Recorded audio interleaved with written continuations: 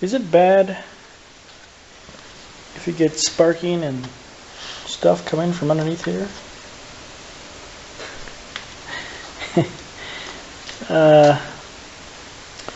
So anyway, since the last time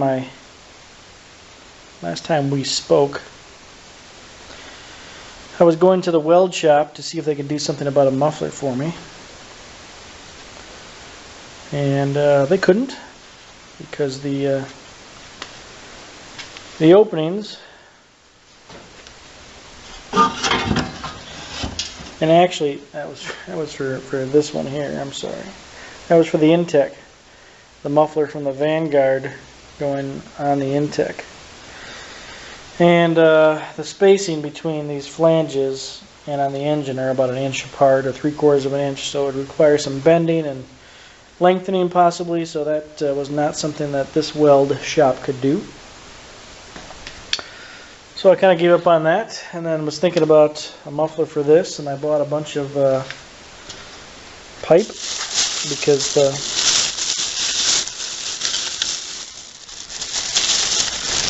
bunch of pipe, bends and curves, about $23 worth of pipe, because you know, these outlets are threaded, so I could put threaded pipe in there.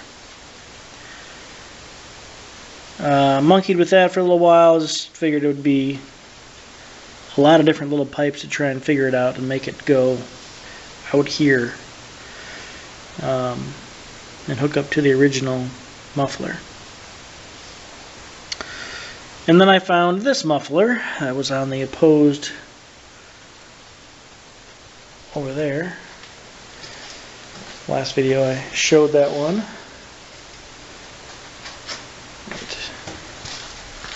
Right there.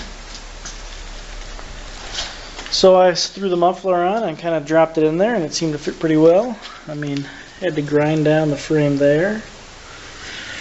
Probably should have ground down the frame there, but I didn't realize it. There's a little space, but still.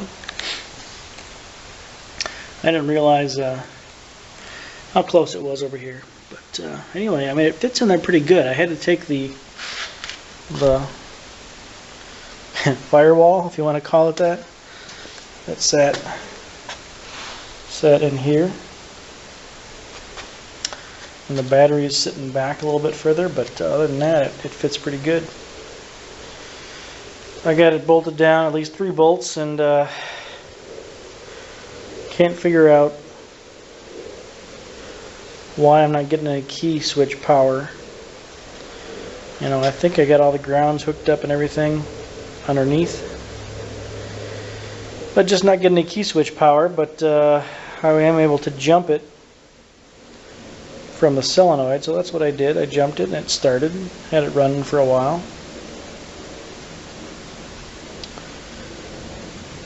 And couldn't shut it down, obviously, because there was no power to the key, so I had to just let it, you know, I just turned the fuel off and let it run out of fuel, which is fine. So try to figure out doing some wiring. I figured I'd hook up the kill switch, and I assumed this was the kill switch.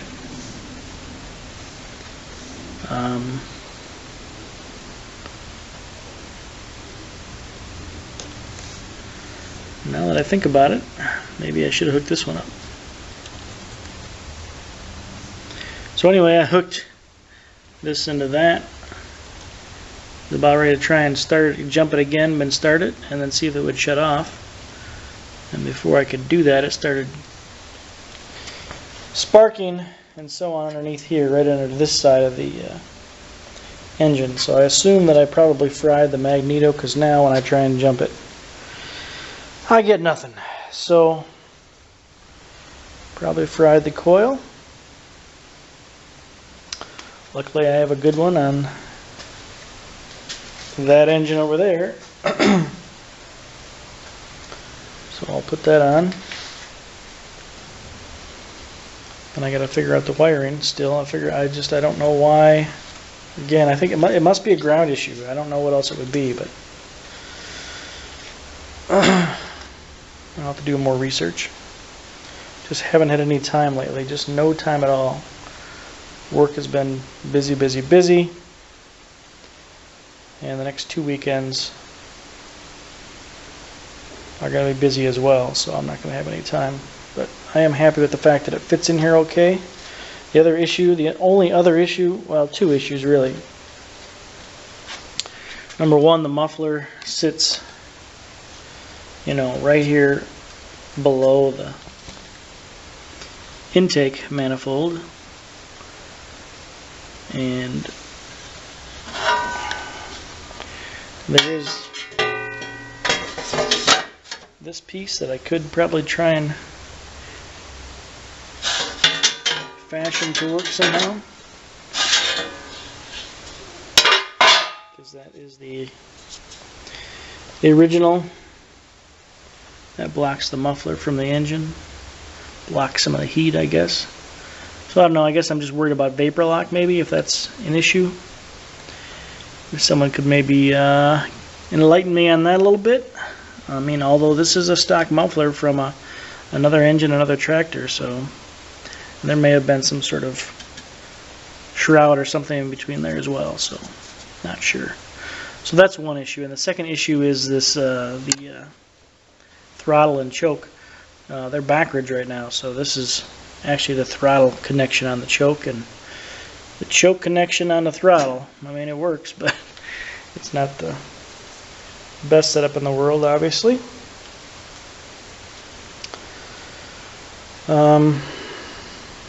But it's just going to have a 38-inch deck, I think, so it's not going to be a high dollar unit.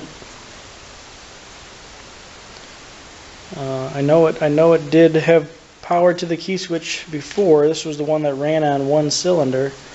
That Vanguard did run and drive, and I did drive it and start it, so I know the electronics are good. I just got something messed up, and I assume that I don't need to have all these other switches connected. I do, like I said, I have the ground connected underneath. But like I said, I'll do more research on that. So just a not so quick update on this little repower action.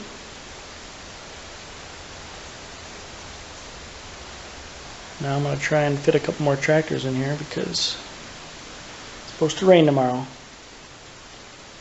So I'll get to it. So thanks for watching. Please like and comment. And again, I appreciate your time.